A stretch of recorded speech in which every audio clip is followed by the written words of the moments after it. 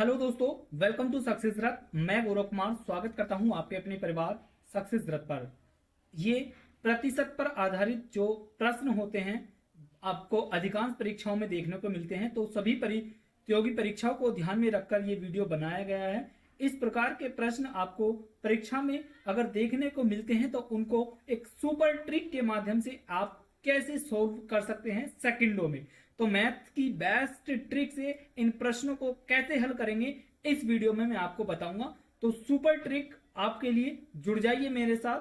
तो चलिए शुरू करते हैं। क्वेश्चन नंबर 1 कह रहा है कि एक कक्षा में 60% छात्र हिंदी में और 45% छात्र संस्कृत में सफल होते हैं। यदि 25% छात्र दोनों विषयों में सफल होते हैं तो दोनों विषयों में कितने प्रतिशत छात्र असफल होते हैं, ये आपको बताना है। तो इस प्रकार के प्रश्नों को हल करने के लिए आपको वेन डायग्राम की हेल्प लेनी होगी और आप वेन डायग्राम से इन प्रश्नों को मिनटों नहीं सेकंडों में हल कर पाएंगे। तो मैं बताता हूं आपको ये कैसे हल करने हैं। तो सबसे पहले मैं आपको इसका कॉन्सेप्ट बताता हूं, उसके बाद हम इसको स्पीड से कैसे हल कर सकते हैं सेकंडों में, वो बताऊंगा। तो देखिए, अगर इस प्रकार का प्रश्न दिया गया है तो इसमें क्या करना होगा आपको कि ये जो 25% दिया है, यानी कि ये वो प्रतिशत होता है जो दोनों विषयों में या तो सफल होते हैं या असफल होते हैं। तो यहां पर क्या दिया गया है? सफल।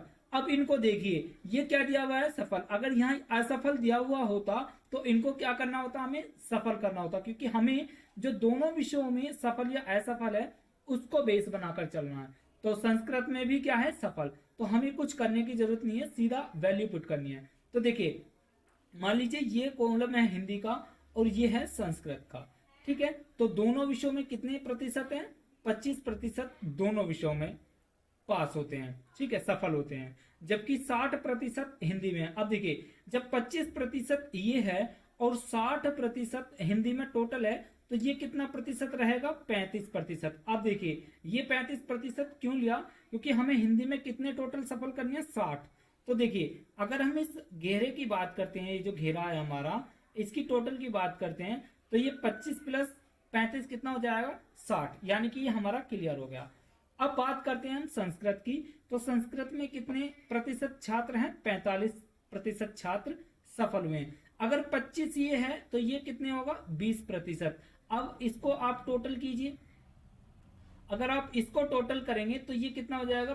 25 प्लस 20 45। यानी कि संस्कृत में भी कितने प्रतिशत छात्र सफल हुए हैं?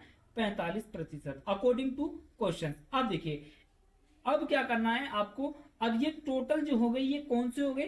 Passing percentage. तो आपसे यहां पर आप क्या करेंगे? इनको ऐड कर लेंगे। 35 plus 25 plus 20 is equal to कितने होंगे? 35, 30, 80। अब ये जो 80% आया है, ये कैसा आया है? पास, ठीक है। ये हमारा पासिंग परसेंटेज आया। पूछा क्या है? असफल। अब देखिए, अगर 80 हमारे पास हो गए तो बचे 20% क्या होंगे? फेल। और यही आपसे क्वेश्चन में पूछा गया है। तो इस प्रकार इसका सही आंसर क्या होगा? Option C. उम्मीद करता हूं कि यह प्रश्न आपको समझ में आया होगा। एक और प्रश्न करते हैं इसी के अनुसार। क्वेश्चन नंबर 2 कह रहा है कि 34% प्रतियोगी गणित में, 42% प्रतियोगी अंग्रेजी में असफल होते हैं, ठीक है। यानी कि यहां पर फेल परसेंटेज दी है। यदि 20% प्रतियोगी दोनों विषयों में असफल होते हैं, तो असफल यहां दिए हैं, असफल यहां दिए हैं। अब हमें कुछ करने की जरूरत नहीं है, केवल हमें वैल्यू पुट करनी है। तो देखिए, मान लीजिए ये हमारे मैथ्स के हैं और ये हमारे इंग्लिश के हैं। तो दोनों में कितने हैं? 20% दोनों में असफल हुए हैं, ठीक है। अब बात करते हैं हम गणित की। तो गणित में कितने हैं? 34%। अगर 20 ये है तो 14% ये बचेगा। अगर इनको टोटल करेंगे तो 20 प्लस 14 34% कितने हो गए गणित में। इंग्लिश की बात करते हैं तो इंग्लिश में कितने हैं? 42%। तो 20% ये है तो टोटल कितना बचेगा? 22%। यानी कि 20 प्लस 42 कितना हो जाएगा? 42%, ठीक है। अब इसको हम लिख लेंगे। तो 14 प्लस 20 प्लस 22, ठीक है। 22। अब देखिए टोटल कितना हो गया, ये 20 और 22 42 और 14 56। अब देखिए ये जो 56% आया, ये क्या आया है, ये आया है आपका दोनों में क्या, असफल, यानी कि ये आ गया आपका फेल का परसेंटेज। आपको इसमें क्या बताना है, सफल। अगर 56 फेल हैं तो बचे कितने, 44, और 44% क्या है, ये आपके पास। यही आपसे क्वेश्चन में पूछा गया, इस प्रकार इसका सही आंसर ऑप्शन सी। उम्मीद करता हूं ये प्रश्न आपको समझ में आएगा। अब इन प्रश्नों को कितनी स्पीड से किया जा सकता है उसको करते हैं। तो चलिए बढ़ते हैं अगले प्रश्न की ओर। क्वेश्चन नंबर 3 कह रहा है, यदि परीक्षा में 52% छात्र हिंदी में, 42% अंग्रेजी में असफल होते हैं तो 17% छात्र दोनों में असफल होते हैं कितने। तो क्या करना है, 17% दोनों विषयों में, 52 यानी कि 35% हिंदी में हो गए, और अंग्रेजी की बात करते हैं 42% यानी कि 25%। ठीक है, इनको जोड़ देना है, 35 + 17 + 25 कितना हो जाएगा, 35 30, और ये हो जाएगा आपका 77%। ठीक है, कितना हो जाएगा, 77%। क्या आ गया, ये फेल परसेंटेज। आपको क्या बताना है, सफल। अगर फेल 77 है तो 23% क्या बचे हुए क्या हो गए, पास। आपको पास ही परसेंटेज बताना है, इस प्रकार इसका सही आंसर सी होगा। बढ़ते हैं अगले प्रश्न की ओर। एक छात्र, एक समूह में 70% छात्र अंग्रेजी बोल सकते हैं, 65 हिंदी बोल सकते हैं। यदि 27 दोनों में से कोई भी भाषा नहीं बोल सकता तो आपको प्रतिशत छात्र दोनों भाषाएं बोल सकते हैं वो बताने हैं। अब देखिए इस प्रश्न को मैंने आप यहां समझना है कि यहाँ पर क्या है, ये बोल सकते हैं जबकि दोनों छात्र नहीं बोल सकते। तो यहाँ पर जो आप 27% लिखने वाले हैं, दोनों में क्या है, जो नहीं बोल सकते, और ये इंग्लिश हो गया और ये हिंदी हो गया। अब देखिए ये जो 70% दिया है, ये क्या है, बोलने वाले हैं। आपको इनमें से क्या निकालना है, जो नहीं बोल सकते। तो 70 अगर बोलने वाले हैं तो 30 कैसे हैं, जो नहीं बोल सकते। ठीक है, तो 70 में से 30 बच गए, तो 30 और यहाँ 27 हो गए, यहाँ कितने बचे, 3%। आगे 65% हिंदी बोल सकते हैं, नहीं बोलने वाले कितने हैं, 35। तो 35 यहाँ पर कितने बचेंगे, 8%। ठीक है, क्योंकि इसमें हम 3, अब 35 हो जाएगा ये टोटल। अब इसको क्या करना है, हमें लिखना है 3 + 27 + 8। ठीक है, टोटल कितना हो जाएगा, 27 38, यानी कि 38% क्या है, जो बोल नहीं सकते। ठीक है, हमें क्या निकालना है, जो बोल सकते हैं। तो 38 यानी कि 62% कैसे होंगे, जो बोल सकते हैं। हमें आंसर यही दिखाना है, तो इस प्रकार इसका सही आंसर होगा ऑप्शन बी। बढ़ते हैं अब अगले प्रश्न की ओर। ये कह रहा है 40% छात्र फुटबॉल, 50% छात्र क्रिकेट खेल सकते हैं, और 18 जो प्रतिशत है वो कोई भी खेल नहीं खेलता है। तो यहाँ क्या करना है, आपको 18 लिखना है, 18%। ठीक है, यहाँ आपका फुटबॉल हो गया और यहाँ आपका क्रिकेट हो गया। 40% फुटबॉल खेल सकते हैं, यानी कि 60% नहीं खेल सकते। तो ये कितना बचेगा आपका, 42%। ठीक है, अब 50% खेल क्रिकेट खेलते हैं और 50% नहीं खेलते होंगे। 18 ये है, तो ये कितना बचा, 32%। अब आपको इसको जोड़ देना, 42 + 18 + 32। 42 18 कितना हो गए, ये हो गए आपके 50 और 42 92, यानी कि 92% ऐसे हैं जो कोई भी खेल नहीं खेल सकते। आपको क्या बताना है, जो दोनों खेल खेल सकते हैं। तो 42 बचे कितने, 8% जो सब कुछ खेल सकते हैं। यही आपको बताना है, इसका सही आंसर होगा ऑप्शन बी। बढ़ते हैं अगले प्रश्न की ओर।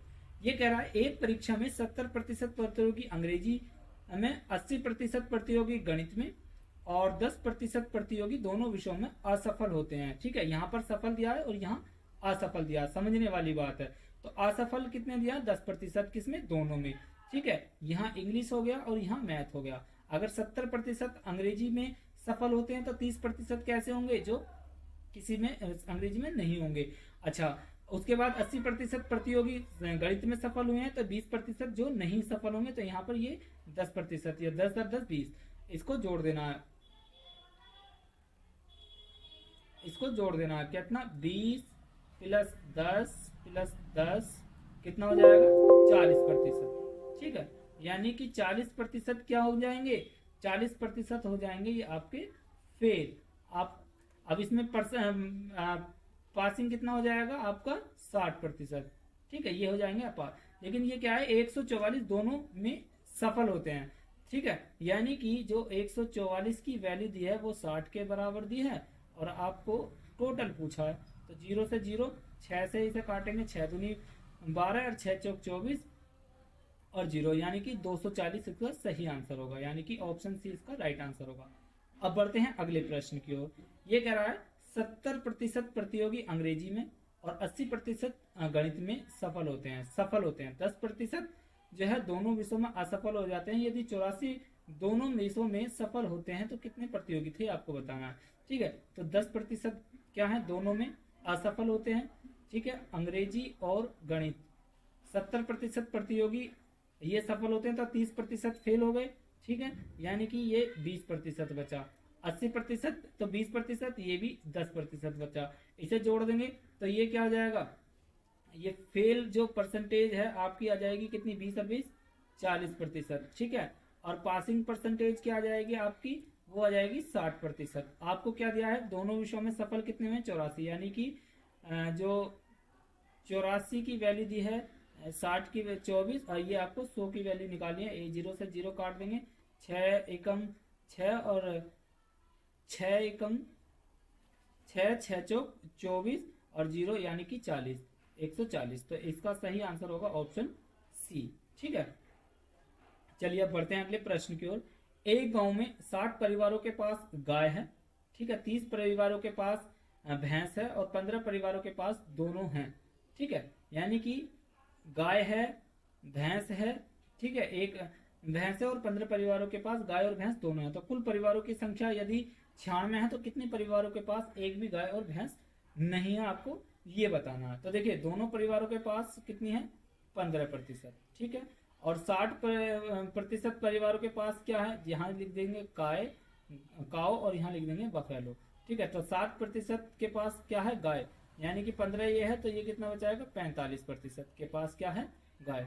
30% परिवारों के पास भैंस है, यानी कि 30% 15 ये है और 15 ये। अब इसको हम जोड़ेंगे तो यहाँ क्या करेंगे, 45 प्लस 15 प्लस 15। ठीक है, टोटल कितना हो जाएगा, 30 और 45 75%। और 75% क्या हो जाएंगे, ये जिनके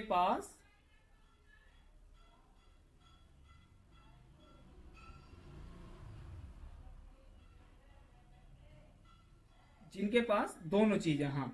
ठीक है, और 25% पास जिनके पास कुछ भी नहीं है। तो आपको क्या करना है, आपको यही बताना है। तो 96 परिवार हैं। ठीक है, 96 परिवार हैं और टोटल कितने हैं, 100 की वैल्यू दी है और आपको कितने की वैल्यू निकालनी है, 25 की निकालनी है। ठीक है, तो इसको क्या करेंगे, 25 से इसको डिवाइड करेंगे 4 और इसको इससे डिवाइड करेंगे तो 24, यानी कि इसका सही आंसर क्या आ जाएगा, ऑप्शन बी। ठीक है, तो 24 जो है इसमें ऐसे परिवार हैं जिनके पास ना तो गाय है और ना भैंस है। अगले क्वेश्चन की ओर चलते हैं। Question number 9।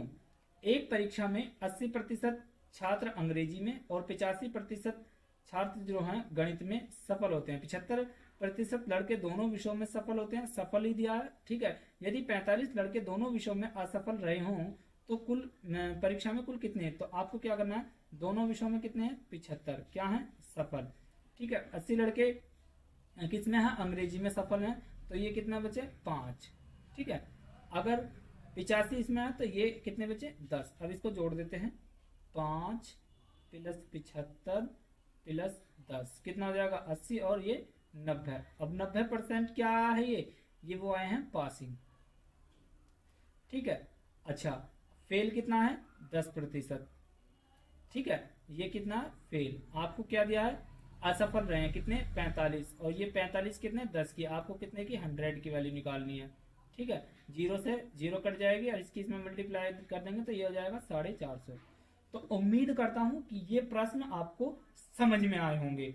ठीक है, thanks for watching this video. आपको ये वीडियो कैसी लगे, आपको ये क्वेश्चन कितने समझ में आए, कमेंट बॉक्स में जरूर बताइएगा। अगर आपका कोई भी डाउट है तो कमेंट बॉक्स में बताइएगा, मैं उसका आपको सॉल्यूशन दूंगा। आपको ये वीडियो कैसा लगा जल्दी से जल्दी बताइएगा और कमेंट कीजिएगा। वीडियो को लाइक कीजिए, शेयर कीजिए। अगर आप हमारे चैनल पर नए हैं तो अभी सब्सक्राइब कीजिए। And thanks for watching this video. Thank you.